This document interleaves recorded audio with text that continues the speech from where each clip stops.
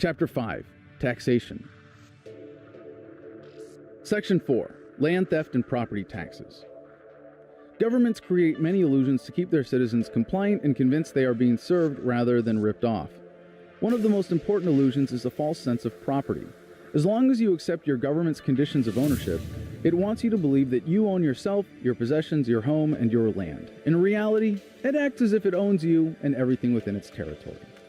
Governments used to steal vast expanses of land with little excuse. When it was more commonly understood that they were violent monopolies, they didn't need to come up with elaborate excuses to make it seem like theft was not theft. Because the standard of the property illusion is pretty high these days, most governments have to come up with better reasons to steal land. Governments will say they are taking land in the interest of public safety, for public works, or for development. Theft justified by any of these excuses is still theft. It is particularly offensive when they don't even fabricate some noble cause, but simply kick people off their land and hand it directly to special interests. Sometimes governments will claim that stealing someone's land isn't theft if they are adequately compensated. This is like a carjacker telling you that it's fine to steal your car if you get to keep the air freshener. Being involuntarily removed from one's land makes it theft. The only adequate compensation that makes it not theft is whatever it takes to persuade a person to give up their property and leave it voluntarily.